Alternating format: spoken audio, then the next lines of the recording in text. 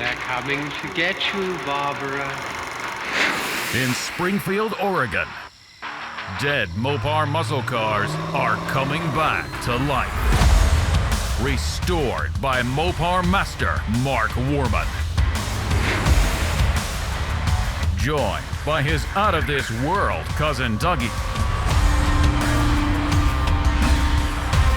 Oh, hi, Mark. His apprentice and daughter, Alyssa. Whoa, whoa, stop. And his childhood best friend, Royal. Mark hates everybody. His protege painter, Will Scott. You got one job. This is Graveyard Cars. So we are installing the numbers matching drivetrain in our 1968 Plymouth Roadrunner 383 4-speed. Now, this is the Curtis's vehicle that we introduced earlier in the season. It is almost finished. Once we get the drivetrain in it, we can put the headliner in it, the rest of the interior, put the trim and ornamentation, and that car waves bye-bye. All right. How'd the wedding go? Good. Are you Wedding went well. Honeymoon went better. So little Royal got married, my little buddy, finally hitched. That's right, ladies, unfortunately, Chrome Dome is off the market. The wedding was great. Only being able to have, 25 people at the wedding. We didn't want a big wedding anyway, so the pandemic kind of made that possible. I'm glad for you, Royal. I see that she's cooking for you a lot. Yeah. Well, I don't know how long he's been engaged, because he didn't share that with me. Just he's engaged now, all of a sudden he's getting married. But based on like a weight scale, I'd say he's been with that gal 6 to 8 months, because he's packed on about 25, 30 pounds, and that's okay. Royal did all the lean years. He was a bachelor. It's okay. All right, gentlemen, are you ready? A lot of the parts on the cars that we're doing, they are replicas of the originals. In this particular case, we found a source for the factory appearing classic black shocks. These are actual oil-filled shocks, and they are exactly the way they would have been on the assembly line back in the day the car was built. I'm gonna lower it down till you say... Go? Grims. Grims? Grims, okay. What if I say flicks? I don't care what you say. I just gotta let it down low enough so that they can put the leaf spring purchase into the torque box area, the shackle mounting area. Oh, flicks. Flicks? Yeah. That's it? Okay. All right, let's go do this thing. Not that they need my help, but I'm here more as a motivational speaker. I haven't yet. There we go. It's a real blessing to be able to work with your best friend, your cousin who's also your best friend, and work on the cars that we used to work on when we were kids. You got a pair of side cutters, Dougie? Yes, sir. You hand me a pair Yes, sir. there? I made it to the wedding. It was a cute little ceremony. That was great. It was great to see Mark there. Did Mark ruin the wedding in any way? Did he stand up or object? No, Mark was very well behaved at the wedding. Wonderful. Well, it you was are. a beautiful wedding. Thanks. It was the only time I've ever seen you in Dockers, and I never want to see you again in Dockers. Hey, I rocked them. It's been maybe since the early 80s that I saw Royal in a pair of Dockers. They were cool then, too. Some things just never go out of style. But he was sporting some Dockers and a nice shirt. He looked good. And my wife liked them. Liked them coming off. Sorry. One thing is true that I notice the older that I get, there's not a lot of new material. You know, a kid punched me in the face once because of my mouth. No. I know, you find that hard to believe. I really haven't changed much. Even though I should have learned lessons, and I have learned some, I haven't learned the important ones that keep you from getting your face kicked in. So when I was in 6th grade, I was in Mr. Lamb's class, and I'm looking around, and I catch Doug Y back here over my left shoulder, and he's doing this. He's doing this around. What are you doing, man? Shut up, Warman, he says to me. Well, no, I'm just saying, it's not bright out. Why are you squinting? Shut up, Warman. I'm warning you. But I can't resist. Something inside of me couldn't resist. It was a few minutes later. I did a pass around the room. Old Squintin' Tarantino's back there doing his thing. I said, dude, man, what's with the... And I didn't even get to finish it. Your ass is grass at 3 o'clock. I leave class early. I go out. I walk out the back steps down where the bike rack was. Both tires are flat. He got me. So I take off booking for home, right? And I'm cruising along, I got it. I round the corner, and Doug comes out of the alley, blindsides me, takes me to the ground. I'm laying on the ground with my hands to my side, and he just sized it up, and kabowie, he just not, that's why my honker's over to one side. Valuable lesson that I did not heed. Okay, are you guys lined up? Beautiful. Royal, how you doing, my friend? My follically challenged buddy? Good. Where are you standing Hang behind on me right like that? there, I got it. Yeah. Yeah, no, I'm good. I'm using it like a mirror. Oh, I got you. You know, in the spirit of me and my mouth, I do like to tease people. It's kind of my milieu, if you will. Yeah, look that up later. I think it's like French or something, Italian, Latin. It's torturing people. Now with Royal, he's always had a lot of material for me, okay? Because he's always been bald.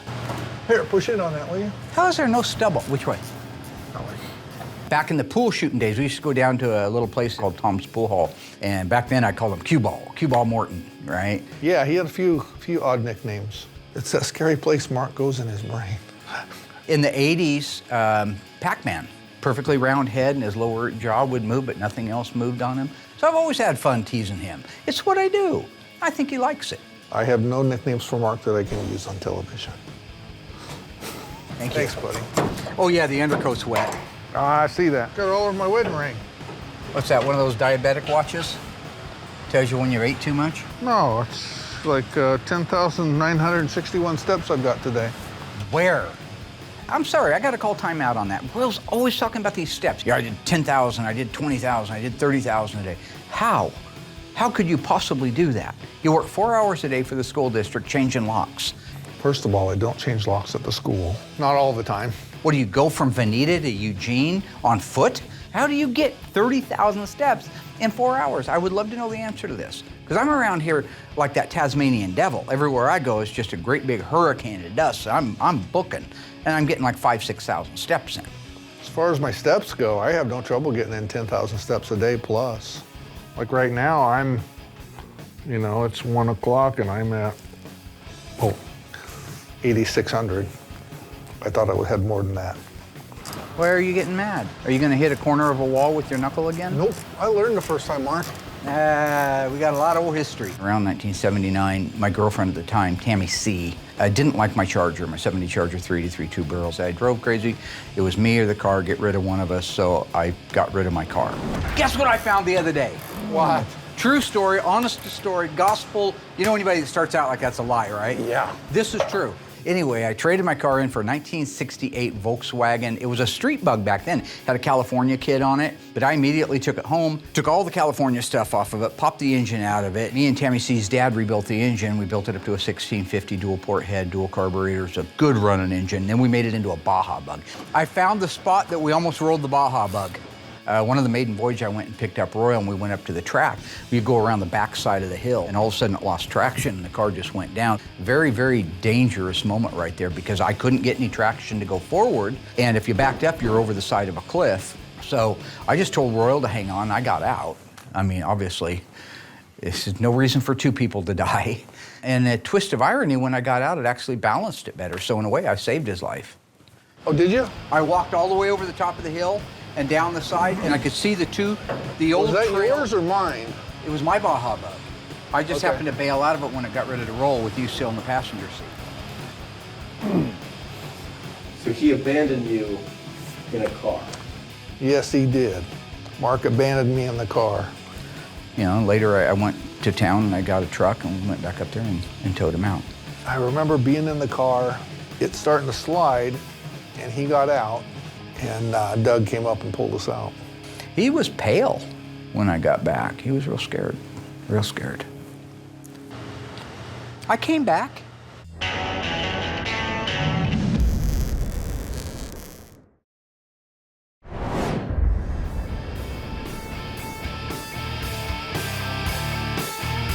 So on a 1970 Roadrunner, it's ready for its first primer. Now this is a rare little car. So it's a 70 Roadrunner V-Code 446 barrel. It's a 4-speed car. It's FC7 in violet for the Plymouth lineup with a black top and a white reverse stripe on the back end of it. Very attractive car. When it came to us, it was in dire straits. We literally had to replace almost every piece of metal on that car.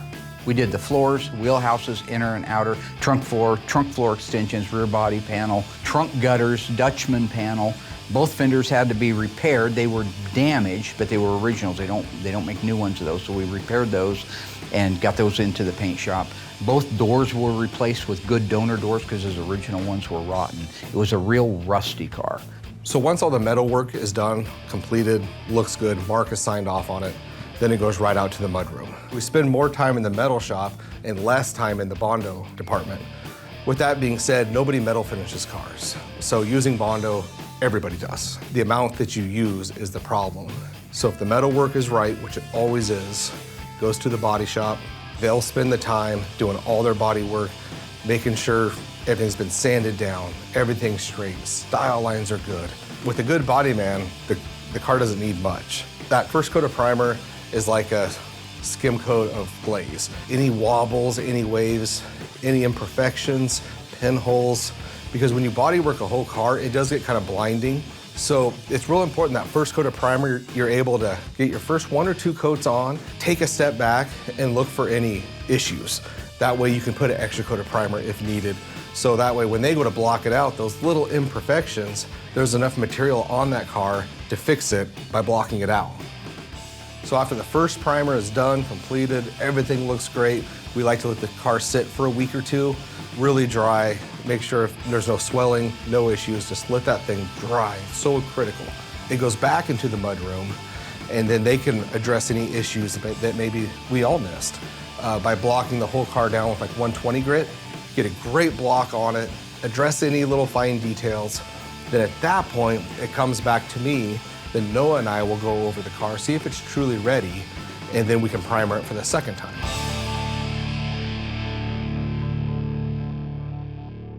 So today I'm going to put the decals on our 1969.5 Super B. It's one of the last steps that I got to do before we can put the hood on the car. We already got the hood pins mounted on the car and the plates on the hood, and we're ready to go. With Justin doing the decals on the hood, there isn't a whole lot left on it. One of the things is going to be the bumblebee stripe still has to go on it. But so far, we've managed just in the last couple of months to get the drivetrain put in, the wheels, the tires, get the exhaust system put in it. The majority of the plumbing, the interior, we've gotten almost everything done on that car. So remember, this is the car that came out of New York, his dad had the car, and his dad passed away, and so as a tribute to his father, he's having us restore it. It's that car. It's the one from all the way back in season 3. Embarrassingly, I have to admit that it's been here that long. But where we are right now is with just another day or 2 of work on it, we're going to be able to call the owner, have him come out and just blow his socks off with this completed 69.5 all numbers matching A12 car in F6 spring green. I love the graphics on the A12 cars. In this case, we've got our Super B, so it gets the huge block lettering that calls out 6-pack. Try to run a tape line. I'm using original pictures to know exactly where this decal goes in space. And it isn't always where you think that they should go. Common sense would say they would be down a little bit, but they were actually quite a ways up on that side profile. So if that's the way they were when they left the factory, that's the way we have to put them now. Applying the decals on this hood is a lot more tricky because you're applying it to a matte black finish instead of a glossy hood. What that means is when you take your squeegee and you go across the numbers or the letters to get the water out from underneath them, you have to stop pretty close right there. If you go over into the black, you're going to scuff it. Well, it's a matte finish, so that means you can't go in and buff it. You're done. You have to do it again. So taking your time, using the correct application gel, being patient, let it dry before you remove the backing off of it. Those are all the keys to a successful decal installation. All right, we can probably start peeling the backing paper off. So I'll do the other side first, and then I'll come back and do this side. Since this is a decal that I've never done on a matte black finish before, so I don't know how pulling the backing paper off is going to work. So I gotta pull it really slow and make sure that thing's really sticking. If not, I gotta start all over. So the 6-pack decal went on great. You're always gonna be nervous trying to put something on a car like this, especially when you only have one set. But it went on great. The hood's ready to be put on the car, glass is ready to be put in, and get this thing on the road. installing the hood back on one of these cars. Remember, there's no hinges. It's just a set-on process. Setting that hood down on there, that's that moment when all of a sudden the rest of the car almost invisibly takes the rest of its shape. It's almost like putting a windshield in. The rest of the lines on the car that you've been looking at forever are completed now. So setting that hood on there, it now becomes that car, that iconic 69.5 Super B.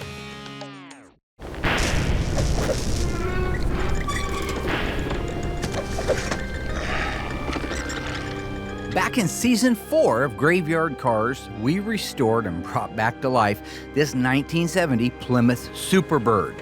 What engine was in that Superbird? Was it a 440 Super Commando, 440 6-barrel, or legendary 426 Hemi? If you think you remember correctly, say it out loud. Stay tuned after the break. I'll let you know how you did.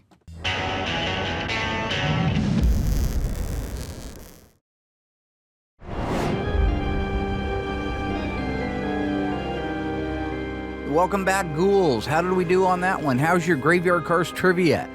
Our 70 Plymouth Superbird back in season 4, what engine did it have? If you said 440 6-barrel, you are wrong. Absolutely wrong. This was a 440 Super Commando. It had the original engine in it. The optional 440 6-barrel was not in it, nor was the legendary 426 Hemi. But in addition to that, it was an automatic on the column shift, black interior, silver highlights. This car featured all of the typical NASCAR goodies like the decal on the quarter panels, the rear spoiler with the standing bird, and the awesome front end graphics.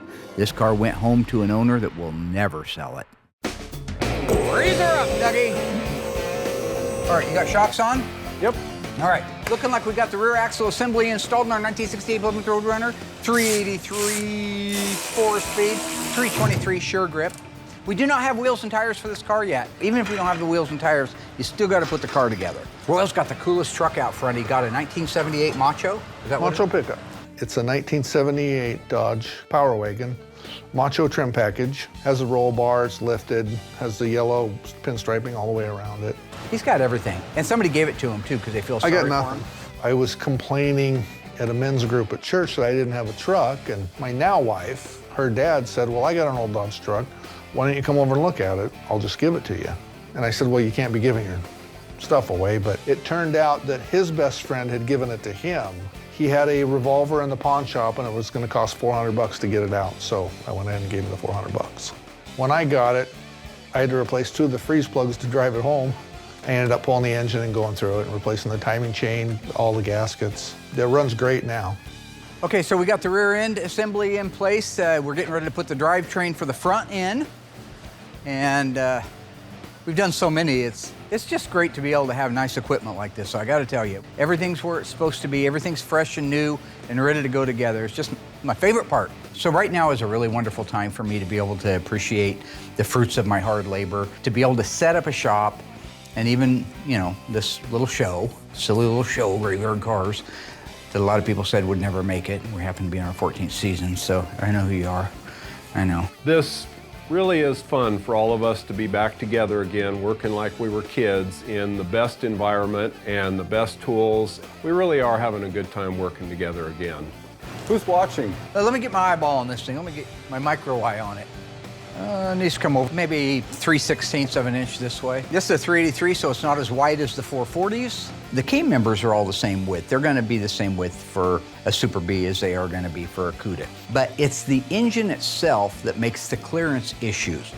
Take out the dipstick. If you don't take this out, it gets destroyed. Dougie likes destroying these. It's one of his favorite things. Mark's always accusing me of being the great dipstick destroyer. You know, I think he really sets me up. You know, I'm trying to focus on something and he comes in and just plows right over the top of me, you know. It's nobody's fault that the dipstick doesn't get pulled. It's not like leaving the fuel lines unhooked all the time, like he says I do. But what he doesn't tell you is before I can get it hooked up, he'll pull me off onto something else, which turns into something else, which turns into something else. And I forgot. Head on down, Rollo. If you look at the exhaust manifold to exhaust manifold all dressed out, a 383 is about 1.25 inches narrower at that point of the exhaust manifolds, and those are what's gonna hit those aprons, than a 440 is. Looking good, looking good.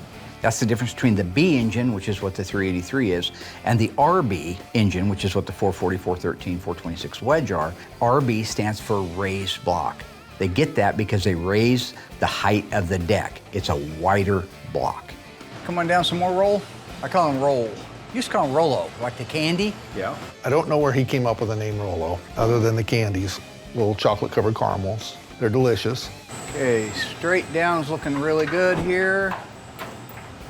Good. It was before Congo started shaking everything. Okay, come on down some more. I'm sorry. That's okay. Okay, I've got my back bolt started. Go ahead and pull down on the front up here of the body roll. It's almost like it was choreographed when you work with these guys. So on top of being a lot of fun, it's also very rewarding to be able to knock out putting a drivetrain together in just, an hour. So we have the K-member bolts in place. They're gonna put the transmission cross member in place. Then we'll put the upper control arms on. Then we will be finitoed for now until we get our wheels and tires. Yeah, it's a real great time for me right now to be able to work with these guys. Love it. And now it's a car again. Having this Roadrunner done is something I've been looking forward to for a long time because the gentleman who owns it and bought it brand new, he's a cancer survivor. He's a fighter. I love fighters. So all that's left is to put the torsion bars in, upper control arms in, front shocks, marry those to the aprons, and then all of the drivetrain is basically in. We still have the propeller shaft, drive shaft, but we can do that tomorrow. I want to go for a ride in the passenger seat. I want to be in the passenger seat and watch Mr. Curtis take that car out and row through the gears like he was 16 years old again. That, to me, would be the ultimate payoff for all the work that we've done on that car. So it's all in place now. They'll do the final tighten, torquing, they'll put the assembly line markings on it, and then our drivetrain is completely finished. Good job, guys. Lunchtime? I don't know. Should be. Dinner time? Dinner time? gotta adjust You know why he those said dinner torsion bar time? things. Not because it's anywhere near dinner. It's 10 in the morning. Look at this. Because Royal held a bolt up and he chimed it like that, like you might a dinner bell, if it was 1880. Don't make me do it. Make you do. It's exhausting. What's wrong, Mark? Nothing.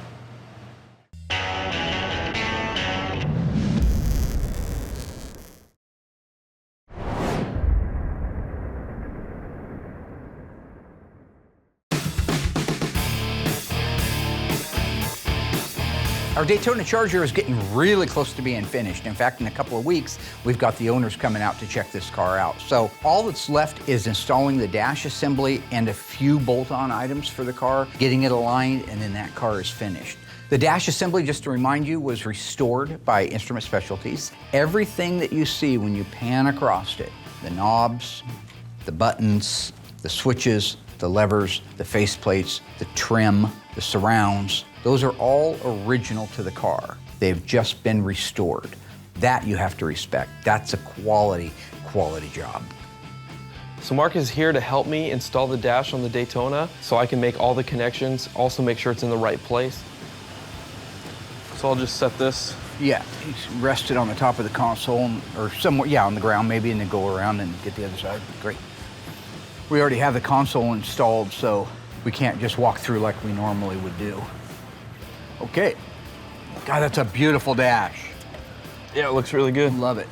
So the way it's designed to work is that you bring the dash in and you set the bottom of it, these two legs that come off the bottom part of the framework, on the existing bolts that go into the cowl side panels, the hinge pillars. Okay, drop it.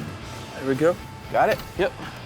You can then, at that point, have full access to get between the firewall and the dash and make all the connections. Those difficult connections, once it's in place to make, you can make now. Once you have all those connections made, the easiest part is rolling it basically up into place and aligning the provisions in the front of the dash with the bolt holes that are actually in the cowl itself, that windshield mounting area. Got it? There we go. Okay. Good. You lay that in there, you put those bolts across there, and you're completely finished with the installation for that dash. Good job, gentlemen. Good job.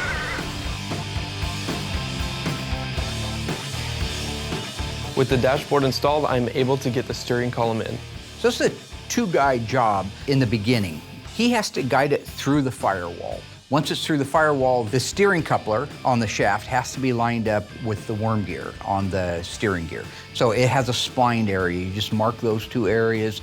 It's a clear lineup, and one guy guides it on there while the other one pushing it in. Now this column has been completely restored, again, just like the dash assembly, except that we did this component here.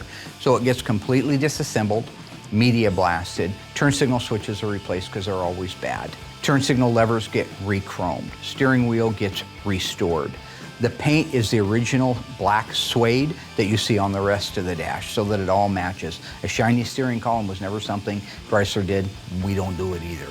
But at the end, you've got this 50-year-old steering column that's seen a lot of history over the years that looks like it's just getting set in the car for the first time in 1969.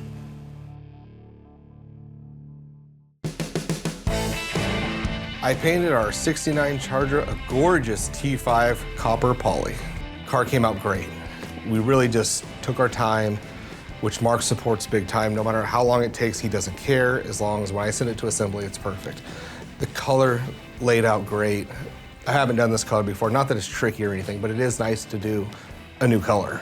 The clear coat laid out great, the cut and buff looks good. So this is just one of those cars that you send over to assembly that you're like, man, I cannot wait to see this car put together, because from top to bottom, the car looks perfect and Mark's in love with it.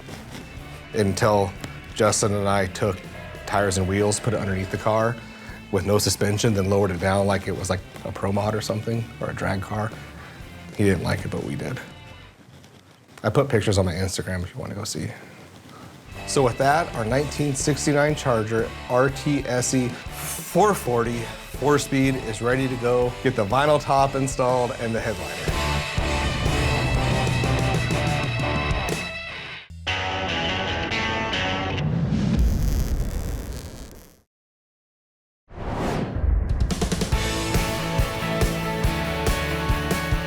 Our 1969 Dodge Charger RT SE 440 4-speed numbers matching car just came back from the upholstery shop.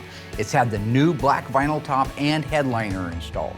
Now for them to be able to put that vinyl top on and the headliner in, some provisions have to be given to them at the time, such as the SE badging that goes on the roof, because it goes underneath the headliner. The vinyl top trim, you have the fasteners that are accessible underneath the headliner. So they do all of that stuff over at the upholstery shop.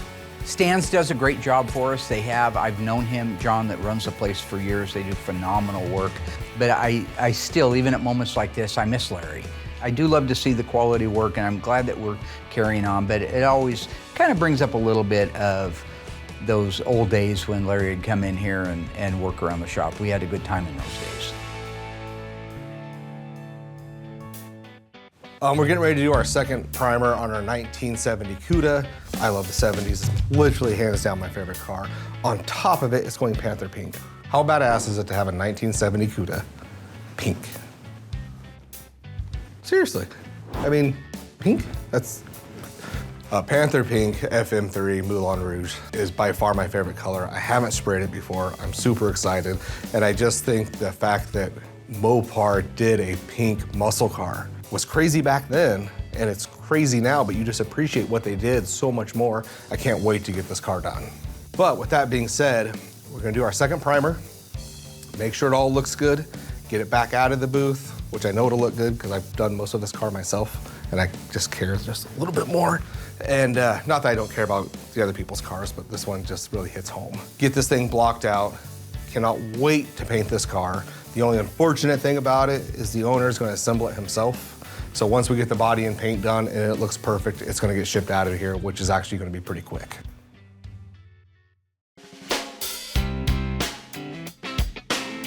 So we're getting ready to put the wheels and tires on Curtis's 68 Plymouth Roadrunner. We bought replicas. Classic Industries makes a really nice replica of the wheel and the tire that we wanted to use. So originally this car, when it rolled off the assembly line, had a Magnum 500 wheel. That's an all chrome, 5-spoke looking wheel.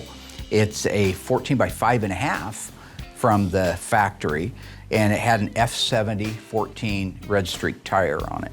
We enhanced that because I know from experience, like the Hemi cars that had the 15 by 6 wheel, they used an F70 15. We went with a 15.7 replica of the Magnum 500. Everything else is the same. It's just a little bit taller and a little bit wider. And then we went with the Red Streak F70 15 tires. That gives it a bolder look than it had, and it allows it a little bit more sidewall, a little bit more cushion, and handles better. It's just a wider footprint. So it's a good upgrade because at a glance, it looks absolutely stock unless you go up to it and read the side of the tire that says it's a 15 versus an original 14. One thing to make quick note of, this car was very original. We were able to save the original rear axle studs and the front hub studs. That means on the left-hand side of this car, it uses a left hand. How many of you guys remember that? Trying to break the lug nuts loose on the side of the road to find out that Mopar threw you a curveball. If you had a 70 and older car, you had left-hand threads on the left-hand side of the car. I guess they figured out that didn't need to be done in 71 because that went away and they were right hand all the way around. So in the interest of accuracy, we left those on there. And so now with the wheels and tires on the car, we officially have a roller. We can get it loaded up on the rollback, take it over and have the headliner put in. It's not a vinyl top car, so all it's got to have is the headliner put in it. When it comes back over here, we'll begin to assemble the interior. We'll drop off the seats, which is a two-tone blue interior. And so when that interior comes back and goes together, that car is really going to scream 1968.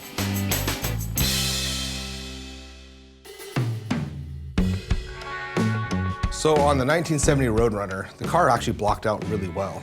So it doesn't need, 4 coats over the whole car. Noah's been with me for a little while now. I put him through the ringer because I do with all my new helpers, but he's really stuck it out. He's done a great job. So at this point, with where he's at, I can cut cars loose to him and say primer him. The first couple of cars he did were kind of dry because you could tell he was scared of running it. But on this 1970 Roadrunner, he went in and primed it, and it looks as if I did it. He's got a good technique. It's truly a great job.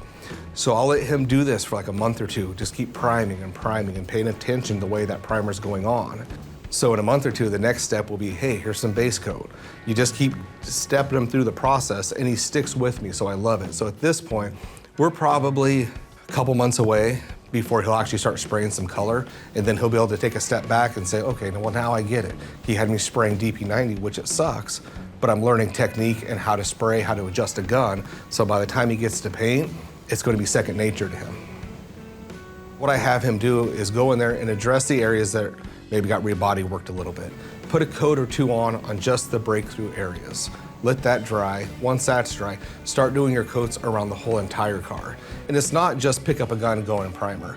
Once he gets that first coat around the whole entire car, you need to take a step back and say, okay, is this car straight?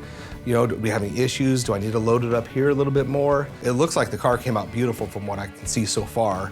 So at this point, it's just a matter of blocking it down again, and we should be good to go.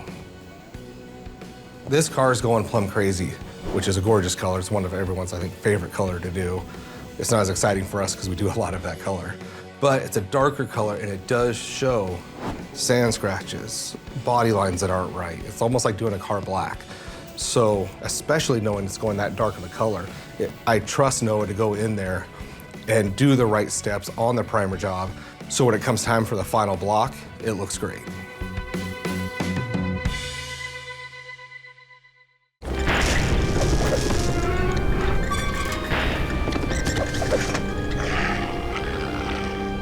Back in season 6 of Graveyard Cars, we restored this stunning 1967 GTX convertible with a factory 426 Hemi. True or false, the transmission behind that 426 Hemi was a 4-speed manual. If you think you remember and know the answer, stay tuned after the break. We'll see how you did.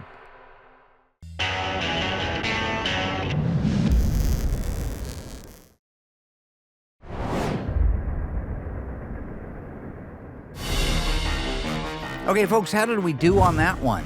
Our beautiful 1967 GTX convertible, 426 Hemi. What was backing that big mill up?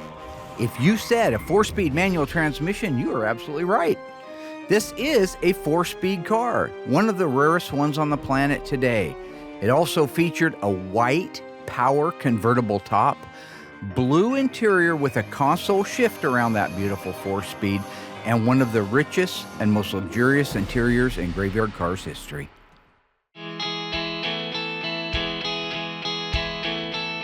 On our 1970 Cuda Graveyard Dreams tribute car, the time has come for the reveal to the owners. They have seen pictures of the car before, so I don't suspect that voila moment. Although in person, things look a lot better than they do in pictures. And this is a 1970 Cuda 446 barrel, exactly the way the manufacturer would have made it, except for 2 characters in the VIN.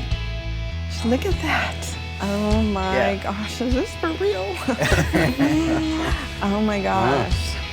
So other than the vehicle identification number, there is no way to tell, physically no way to tell that this car is not an original 6-barrel car. The only way you can tell the difference between this car and a real V-code car is that vehicle identification number. That's it. When you look at this car and you walk around it and you look at those camera shots, that's what that car looks like in real life. So no matter how many pictures the folks have seen, I still suspect they're gonna be blown away at the quality. I noticed on our original. And look at the green, the way that green pops. The black hockey stick, it's the perfect touch. That rear spoiler, the Kraggers, the shaker hood, the Argent grille, the blacked out back, mandatory on the Cuda car. This is the way a 70 Cuda looked when it was brand new. Wow. This is the way a 70 Cuda looks when you have Graveyard Dreams build you the car you always wanted. Jace, come here. When I walk around it with the folks, it's a permagrin on both faces. They have their grandson with them. Look at the dual exhaust. Which I thought was great. You gotta keep those younger generation involved, right? They gotta find out why we have our passions. If you don't share it with them, they're not gonna know. What do you think, Laura? Okay, I love it. Now I gotta sit You should sit in it. Okay. That is the very desirable rim blow steering wheel. Yes. So the standard one was just a 3-spoke steering wheel and you'd hit the horn button in the middle. On a Barracuda, you got the cool fish. And out here is your horn. You just squeeze that. That's why they call it a rim blow, because on the outer rim of it. Yep. Huh. Every one of these is a replica of an original part or the original parts that we've reconditioned. My gosh, this just doesn't feel real. That's my job.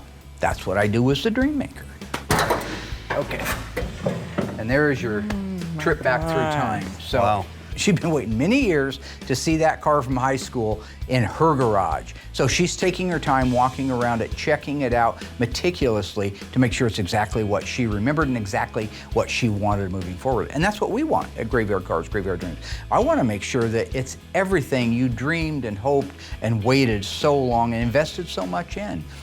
Everything is exactly period correct, right down to the date-coded belts, hoses, battery cables.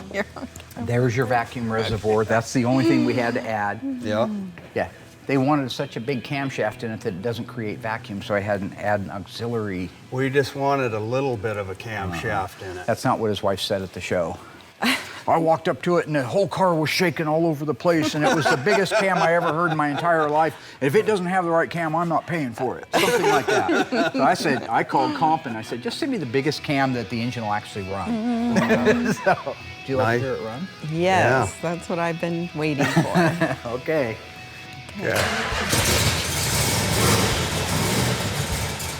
The most critical part of any build is to make sure the car runs and drives as good as it looks. And in the case of our 70 Cuda, it absolutely surpassed all of my greatest hopes. What do you think of that?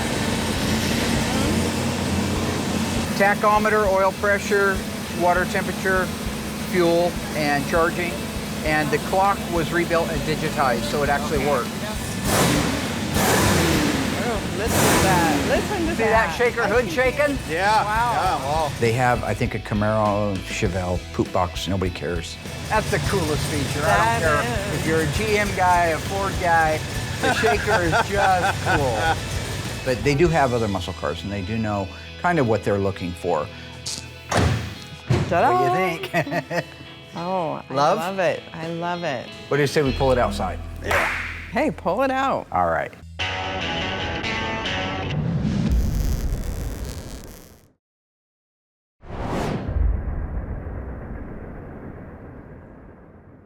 This young man got to come down and go for a joyride in a 70 Cuda 446 barrel tribute car, which I, as a kid, would have absolutely loved. You ready to go for a ride, Jace?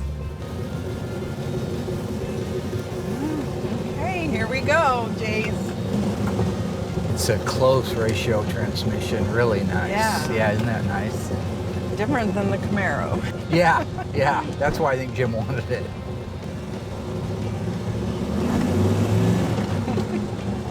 Yeah, you're gonna get a ticket.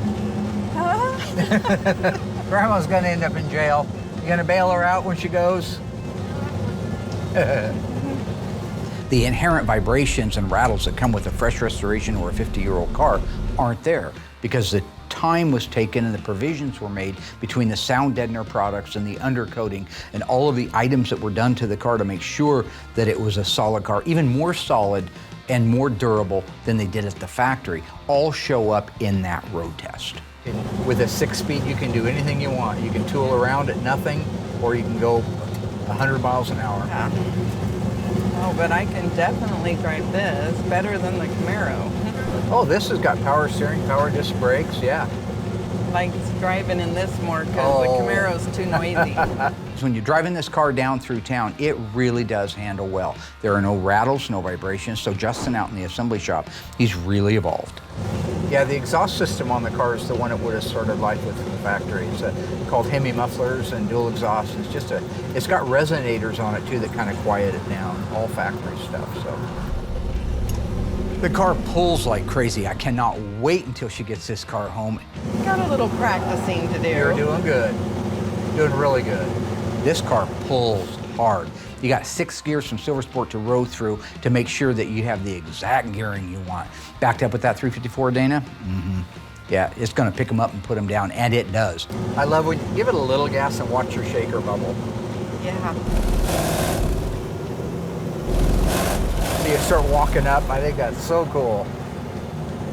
When you stomp that gas, you can watch that shaker come up into the hood. You know it's touching the bottom of that hood. This is rubber mounts. We put the original rubber mounts in, and it stretches that rubber mount to the max.